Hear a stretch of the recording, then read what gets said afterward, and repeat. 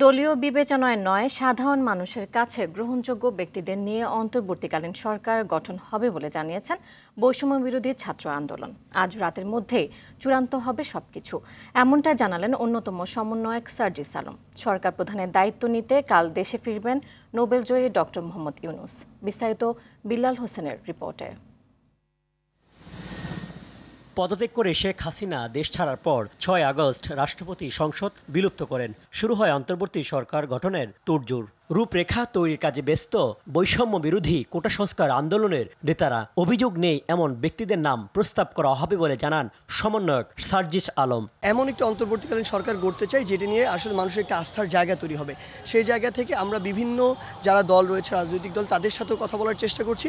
অন্তত যেই মানুষটি সেখানে থাকবে তাকে নিয়ে যেন কোনো অভিযোগ না থাকে, সেই বিষয়টি নিয়ে আমরা সবার সাথে কথা বলছি, প্রায় বলা শেষের দিকে। কেমন হবে সেই প্যানেল, তার ব্যাখ্যা দেন সমন্বয়ক হাসনাত আবদুল্লাহ। জানান বৃহস্পতিবারের মধ্যেই শপথ গ্রহণের প্রস্তুতি চলছে। যে ইকোনমিক্সে বেস্ট তাকে ইকোনমিক সেক্টর দেখানোর জন্য দেওয়া হবে, যে লিগ্যাল সেক্টরে বেস্ট তাকে লিগ্যাল সেক্টরে দেখার জন্য দেওয়া হবে, যে হচ্ছে এডুকেশন সেক্টরে বেস্ট তাকে এডুকেশন সেক্টরে দেওয়া হবে। কারণ আমরা দেখেছি গত 16 বছর ধরে আমাদের যে ইনস্টিটিউশনসগুলো রয়েছে সেগুলোকে ভেঙে দেওয়া হয়েছে, যাতে এই ইনস্টিটিউশনসগুলোর প্রতি মানুষের আশ্বাস আসে, বিশ্বাস আসে, যার কারণে প্রত্যেকটি যেই জায়গায় যে বেস্ট তাকে সেই জায়গায় দেওয়া হবে, যাতে করে সর্বজন গ্রহণযোগ্যতা পায়। সেই জায়গা থেকে আমাদের যে শপথ গ্রহণের যে প্রক্রিয়াটি সেটি আগামীকালকে হয়তো হতে পারে, কিন্তু এই যে পূর্ণাঙ্গ যে প্যানেল সেটি আমরা আজকেই দিয়ে দিব।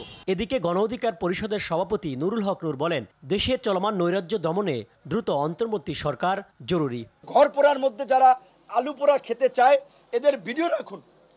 ইন্টারিম গভর্নমেন্ট হইলে বিচারের মুখোমুখি তাদের হতে হবে।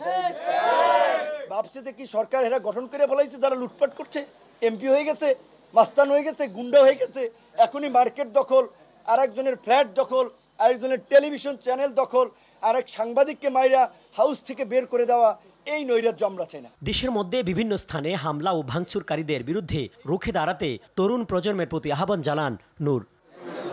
বিল্লাল হোসেন, RTV, ঢাকা।